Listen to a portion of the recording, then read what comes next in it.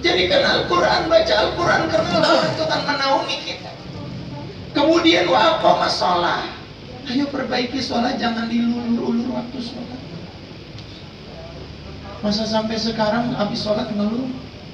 Mana orang habis sholat ngeluh? Tahiyat innaka hamidum majid. Assalamualaikum. Assalamualaikum. Azan lagi. Allahu Akbar, Allahu Akbar. Baru zuhur udah asar. Zuhurnya nempel sama asar.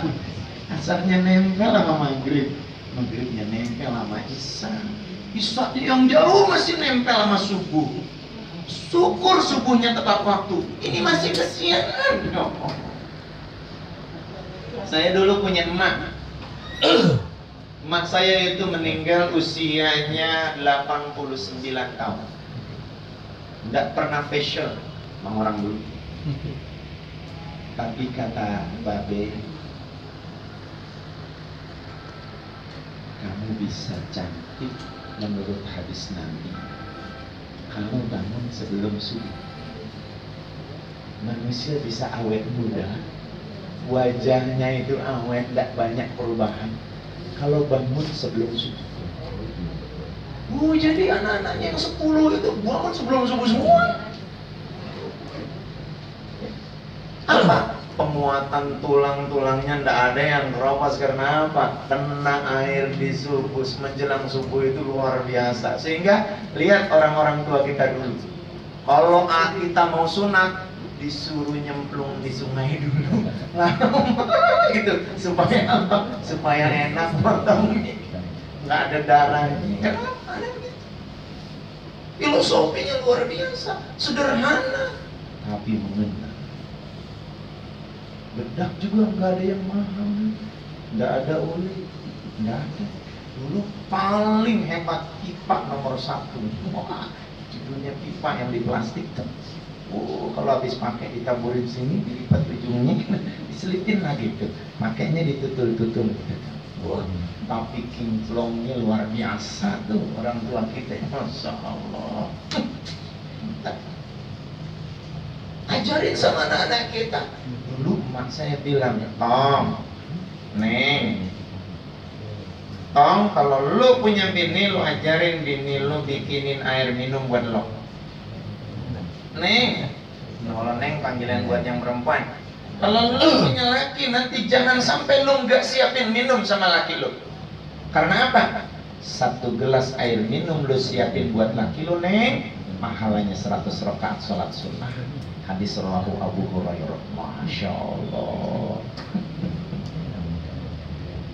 Makanya sesibuk apapun itu istri, kalau mau berangkat, Abi minta maaf, Umi mau berangkat udah rapi karena dia guru. Saya bilang ya hati-hati ya, dianterin sama anak naik motor, hati-hati. Minum Abi sebentar, diambilin minum sudah dibikin. Minta redo, Masya Allah. Pahalanya 100 rakaat sholat sunnah. Tanpa sholat dapat pahala 100 rakaat. Coba iseng-iseng sholat 100 rakaat. Bos, jam 4 aja keder. 4 aja keder. Allahu Akbar. Ya Allah, ini udah 3 apa 4 ya? Urusan udah banyak. Luar biasa. Urusan ditungguin temannya, urusan janji, urusan tetek bengek. Ya Allah. Ambil nilai ibadah sesempat kita. Yatsluna kitab Allah, baca Quran. Wa aqamas shalah, perbaiki sholat. Kalau punya waktu duha. Duha itu membuka pintu rezeki, bukan pintu rezeki kita saja, pintu rezeki anak cucu kita dibuka Allah. Karena kata Rasulullah, tak ada yang ditolak oleh Allah bagi orang tua yang mendoakan kesuksesan anak-anaknya. Di mana itu pintunya? Ketika sholat duha. 2 rakaat sholat duha berdasarkan hadis rawahu Al-Hakim Imam Malik itu cukup untuk melunasi persendian tubuh kita yang jumlahnya 360. Itu sebagai, kalau pakai bahasa kita yang gampang, bayar utang mau dah. Ya, sedekah kalau begitu, kita bersedekahnya. Tapi untuk meningkatkan kualitas kehidupan, tambah 2, minimal 8 rakaat 4 salam. Ayatnya nggak usah panjang-panjang. Inna a'tayna sama kul huwallahu ahad. Naik lagi kul huwallahu inna a'tayna. Naik lagi inna a'tayna kul huwallahu. Itu apa? Emang cuma itu. Yang penting Allah karim. Doa nggak bisa doa muka maha jamaluka faghfirli. Innallaha la yaghfiru dzunuba illa anta. Nggak usah. Ya Allah, saya punya anak 4 ya Allah. Itu semua Allah itu paling paham bahasa, paling memahami kita pakai bahasa kita. Minta dulu sama Allah, jangan minta ke yang lain-lain. Ini rusaknya Islam sekarang salah satunya, banyak yang menyelesaikan permasalahannya sama orang-orang pintar. Rusak. Padahal lihat Rasulullah, tatkala rumah Rasulullah dikepung oleh Umayyah bin Khalaf, rapat, nggak ada celah. Ketika peristiwa hijrah, di dalam rumah Rasulullah ada Ali bin Abi Thalib dan Abu Bakar Siddiq. Itu Abu Bakar Siddiq melihat rumah di luaran, bergetar hatinya. Kata Abu Bakar Siddiq, ya Rasulullah, mati kita di sini. Nggak ada harapan karena rapatnya. Mereka itu memusuhi dengan pedang terhunus. Kalau kita keluar pasti ditebas batang leher kita. Apa kata Rasulullah? La tahzan, innallaha ma'ana. Jangan bersedih, Allah bersama kita.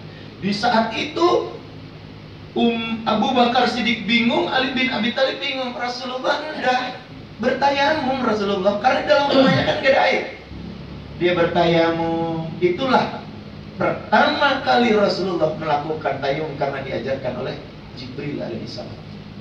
Dia tepuk, lalu dia usap mukanya, ambil lagi tepuk sampai pergelangan tangannya, lalu dia sholat 2 rakaat. Sholatnya lama. Selesai sholat, apa kata Abu Bakar Siddiq? Ya Rasulullah, engkau sholat apa? Sesungguhnya sebagai manusia aku pun memiliki kekhawatiran, wahai saudara. Tapi aku minta dengan sholat 2 rakaat agar Allah menenangkan. Itu nggak ada namanya itu sholat. Ketika Ali bertanya, ya Rasulullah, apakah selalu begitu setiap muslim? Demikian muslim menyelesaikan permasalahan. Kalau kita lagi ada urusan gundah hati, susah hati, ya sholat 2 rakaat, minta. Minta kepada Allah SWT. Supaya apa? Supaya ditenangkan. Jadi sholat itu adalah urusan dialog kita kepada Allah. Makanya Rasulullah katakan, kalau kita sholat, kita sedang berdialog kepada Allah. Kalau kita ngaji, sesungguhnya Allah sedang berdialog dengan kita. Jadi kalau pejabat sebelum kerja dia ngaji dulu, wah tenang hatinya. Tapi kalau belum kerja dia buka koran dulu, wah kaget hati. Dia buka koran, deadline-nya temennya kena KPK. Iya, besok belum ada. Kacau dah. Dia Al-Quran dulu. Karena Al-Quran mengajarkan, manusia, orang-orang yang beriman, engkau. Insyaallah, ini yang kita lupa. Bangun rezeki kita, yang rezeki memang gampang dicari, tapi belum tentu berkah. Ya kadang keberkahan kita minta. Saya pernah diundang Bunda Risma sebelum ditutupnya Doli. Saya nggak tahu itu Doli. Kurang tahu ya? Ya kurang gaul lah. Ya bukan dengar nama iya, tapi di kesitunya nggak diundang. Itu acara Isra Mi'raj. Diundang. Itu tendoknya panjang, merah, putih warnanya. Itu yang hadir ayahnya, Masya Allah, gadis-gadis cantik usia 14 sampai 18 tahun. Di depan banyak jumlahnya. Dalam hati saya, anak pesantren dari mana? Cakep. Itu Bunda Risma nggak ngomong. Ustaz ceramah, saya ceramah, biasalah ceramah Isra Mi'raj tentang perjalanan Isra Rasulullah. Selesai, 1 jam selesai, berdoa, diboyong lagi sama ajudan, ngobrol makan malam bareng. Baru Bunda Risma bilang, Ustaz, Senang semua jemaah, insya Allah. Terima kasih Ustaz. Iya, saya juga terima kasih. Minta maaf Bunda Risma. Itu tadi anak pesantren mana? Itu ketawa. Ustaz, saya minta maaf. Saya yang nggak jujur sama Ustaz. Itu WTS Ustaz. Masya Allah. Cakep. Lihat juga Ustaz. Melihat. Tapi pakai jilbab semua. Oh, itu subhanallah. Yang saya anggap anak pesantren karena pakai jilbab. Dan manusiawi, ucap ternyata ya Allah, kenapa banyak orang yang meleset dalam perjalanan hidupnya.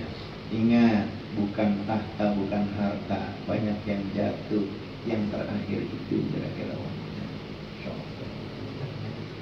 Luar biasa. Tapi saya ingat ayat Allah, kalau melihat ada yang cakep di luaran, kau lihat, sebut subhanallah, tundukkan, ingat yang di rumah. Sama aja. Cuman mukanya beda. Ya kalau ketemunya Tamara Blazensi, ya kan di rumah kan beda. Tapi yang selebihnya sama.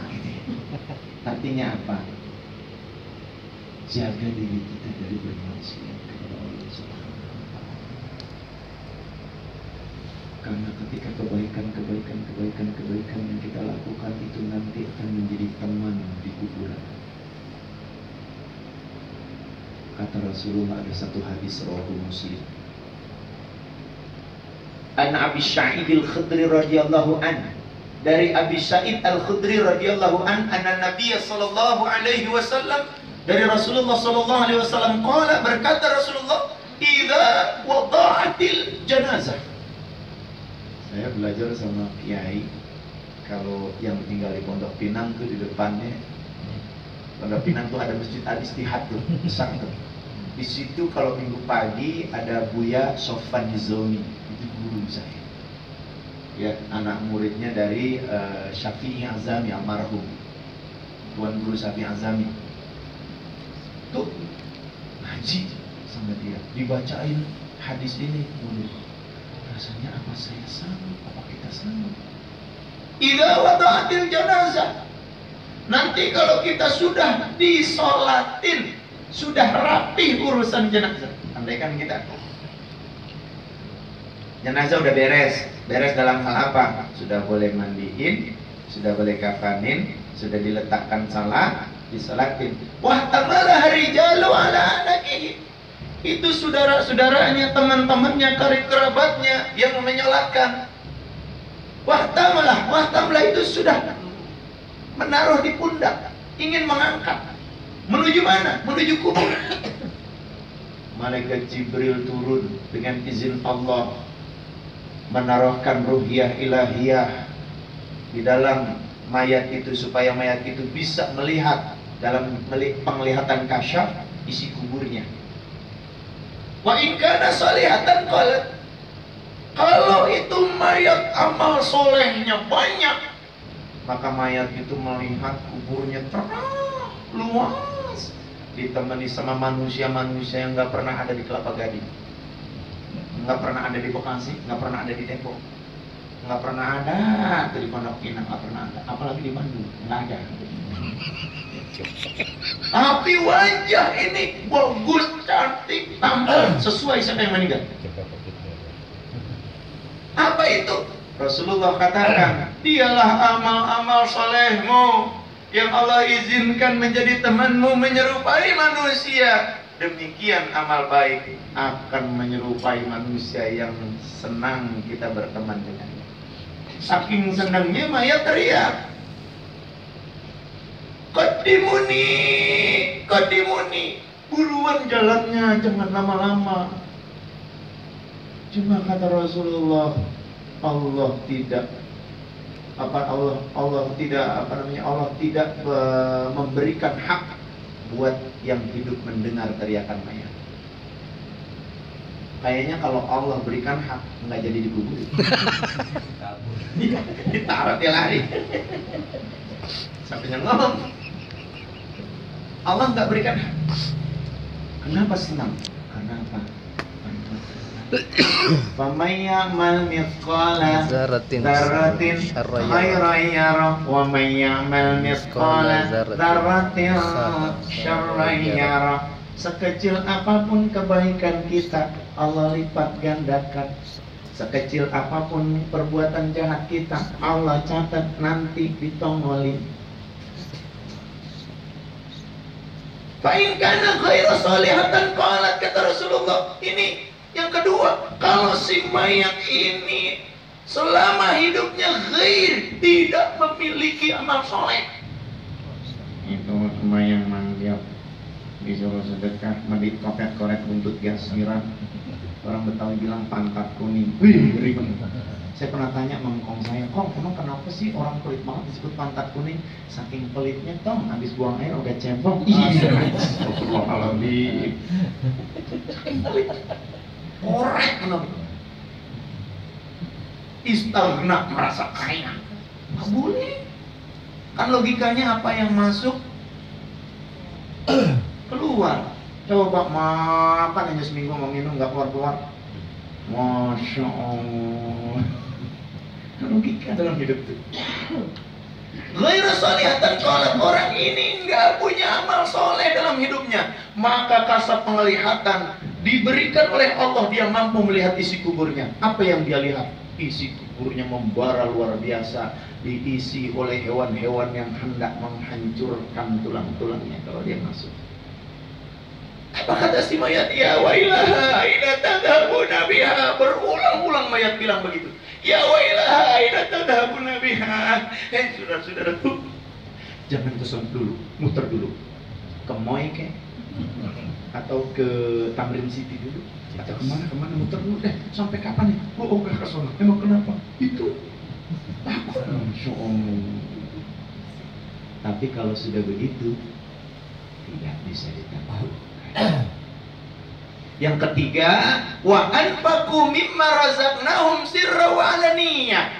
Mumpung masih hidup, banyak infak, banyak sedekah, karena pahala infak sedekah juga bisa menaungi keamanan kita di kubur.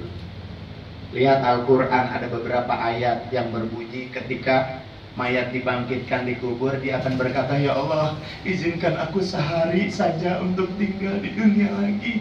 Kalau engkau izinkan, aku ingin banyak bersedekah. Itu ayat Allah. Makanya mumpung ya, insya Allah mudah-mudahan saya doain ada ikatan 70, 71, 72, 73, 74 sampai 7 berapa, sampai 90 tuh. Bikin satu ikatan, bikin satu organisasi yang nantinya bisa mengayomi saudara-saudara kita yang ada di Padang yang nggak punya biaya untuk sekolah, kita yang biayain, tanggung jawab. Amin. Masya Allah, itu sedekah jariyati. Mana kita berkumpul saja, duduk di tempat majelis taklim saja, tempat duduk nanti akan berbicara kepada Allah. Apa kata Allah dalam surat Yasin ayat 12? Inna nahnu nuhyil mauta wa naktubu ma qaddamu wa atharahum wa kulla syai'in ahsaynahu fi imamin mubin. Inna, sesungguhnya nahnu, dialah Allah, nuhyil mauta, yang nanti membangkitkan semua makhluk yang bernama manusia dari zaman Nabi Adam sampai ke akhir zaman. Apakah cuma dibangkitkan? Tidak. Wa naktubu ma qaddamu. Allah akan periksa selama hidupnya melakukan apa saja. Wa atharahum, yang paling berat apa nih? Apa atar? Bekas maknanya. Mana bekas? Ini rumah bekas kita. Ini HP bisa jadi bekas. Kalau saya menzolimi diri saya dengan melakukan maksiat di HP, nanti waktu pertimbangan mizan ditongolin sama Allah. Ya Allah, gue HP-nya si Aan selama hidup pernah engkau titipkan di dia, tapi selama hidup dia melakukan maksiat sama teman-teman yang melalui HP. Masya Allah, nggak bisa nolak. Al-yawma nakhtimu ala afwahihim wa tukallimuna aydihim wa tashhadu arjuluhum bima kanu yaksibun. Al-yawma nakhtim, nanti kalau hari berbangkit, mulut kita yang biasa bebecet, ibu, You know BBCT? Bebacot.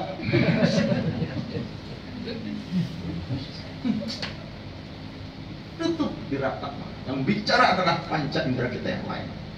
Mata bicara, selama hidup mata kita gunakan untuk hal-hal yang Allah redho atau hal-hal yang kita lihat Allah tidak redho.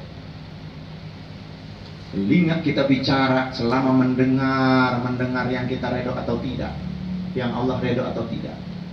Perut bicara selama hidup ini masuk yang mana, yang di bawah perut pun bicara. Masya Allah.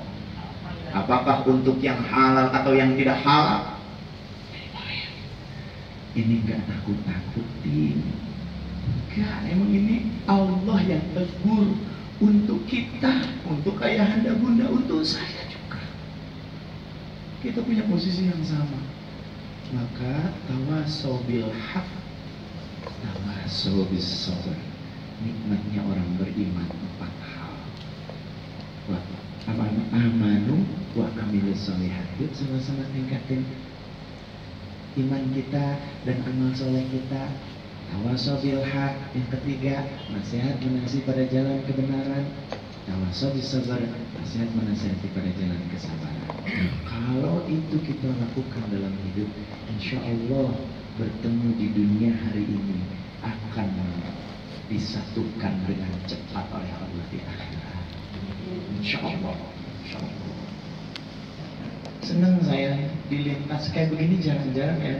Insya Allah. Saya anggap ayahanda bunda aja. Saya udah gak punya ayah sama babi.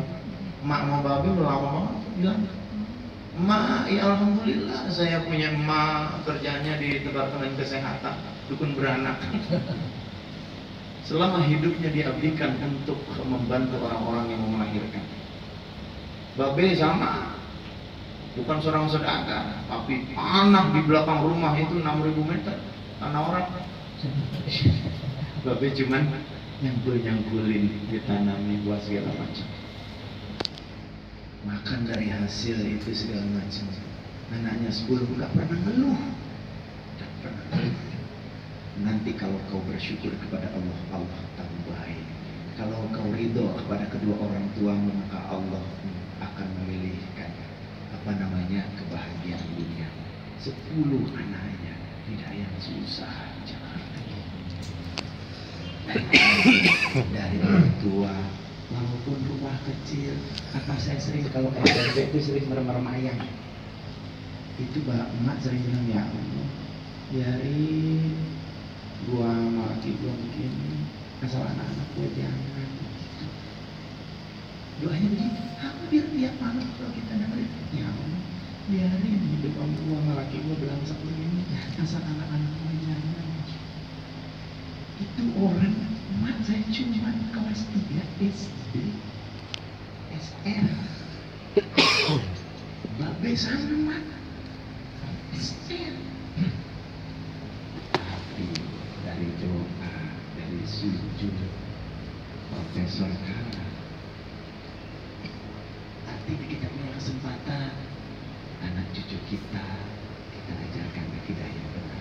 Sebagai pesan terakhir sebelum ada yang bertanya, kata Rasulullah dalam satu hadis rawahu Bukhari, kalau orang tua masuk surga, anak belum tentu ikut masuk surga. Tapi kalau anak masuk surga, dapat dipastikan orang tua ikut masuk surga. Ma'asabaka min hasanatin fa minallah wa ma'asabaka min syai'atin fa binafsika.